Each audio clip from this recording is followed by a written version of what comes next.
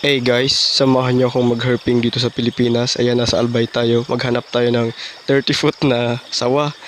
Ayan, matagal tayong di nakapag-upload kasi nagkasakit tayo. Ayan, back to upload na tayo. Anong ingay kaya yun? Nandito lang sa ilalim ng mga dahon na to eh. Ayan, mga tissue. Itong langgam na to guys, so gumawa sila ng magandang bahay. Yan, sana all maganda yung bahay. And may nakita tayo ditong sunbird. Natutulog siya.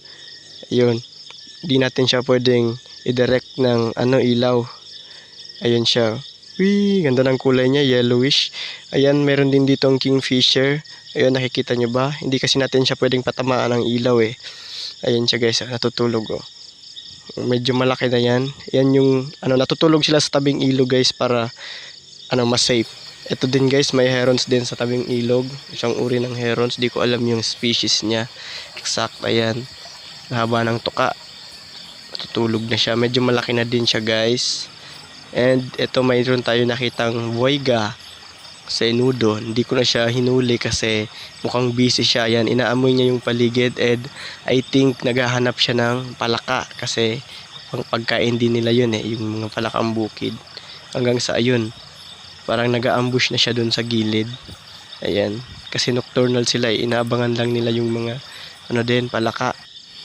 And ito, ang laki oh, pero hindi siya lamok guys. Ayan, ibang insekto to. And ito may green tree frog din dito sa gilid, napaka-cute niya. Ayan. Gusto ko sanang hawakan. And ito din, may maliit din kasing laki ng hinliliit lang to, pero ang lakas-lakas ng boses. Ibang klase, tarantula check. Ayan, may nakita tayong tarantula dito pero medyo maliit pa kaya sige, hanap tayo ng malaki. Ito malaki to guys. Malapad din oh. Nag-aabang siya ng makakain. Ayan, ready to strike. Ang lapad na ng tarantulang to. Hanap tayo ng mas malapad. Meron dito, ayan oh. And nakakakilabot. Ang itim-itim na niya guys. Parang gorilla na yung niya oh. Yan. Di na ako masyadong lumapit kasi medyo takot ako dyan. And kaninong manok to guys na daanan natin oh. Kawawa, kinain na ng sawa. Hindi natin pwedeng awatin yan and pakialaman baka ako pa yung maano ng manok na yan eh. Ayan na. Medyo maliit yung retic, parang braso. And dito naman sa butas, ayan nakita ko siya, nag-reflect yung ilaw niya dun sa flash. Isang cobra din. Yan, hindi naman natin kailangan tong i-relocate kasi nasa natural habitat na niya. Nasa gubat na. Ayun siya oh, umatras na. Nahiya pa oh. Pero yung ulo niya andun pa nakasilip. Parang minamasdan niya ako guys. Ito yung kakaiba guys. Isang banded file snake. Non-venomous siya. Parang sawa din yung technique niya guys. Oh. Nakita ko siya yan yung tilapia. Pinipilit niyang lingkisan. Yan kasi wala naman silang kamandag gaya ng walo-walo. Yung walo-walo may kamandag yun. Kaya napapatay niya madali yung isda. Etong file snake, kailangan muna nila na maglingkisan. Ayan o, nahihirapan siyang kainin yung tilapia. Ayan, nung nahanap na niya yung ulo, ayan, sinubo na nga niya yung ulo. Ayan na, linulunok na nga niya. Pero mas mabilis to, in fairness, mas mabilis siya sa sawa kumain.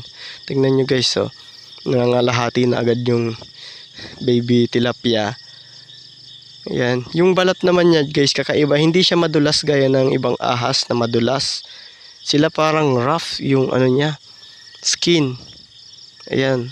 Ang ganda ng technique niya kasi dinadala niya yung isda sa mababaw na part. Ayan, para mas mahirapan gumalaw.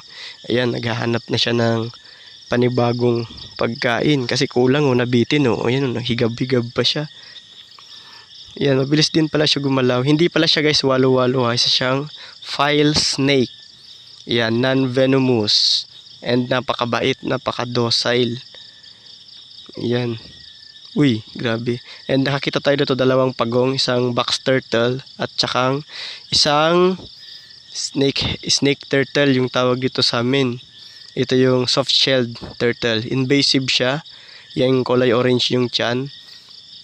At sad to say, hindi natin ibabalik tong soft-shelled turtle. Makakabalik lang is itong box turtle kasi invasive to guys eh. Peste yung itong soft-shelled turtle.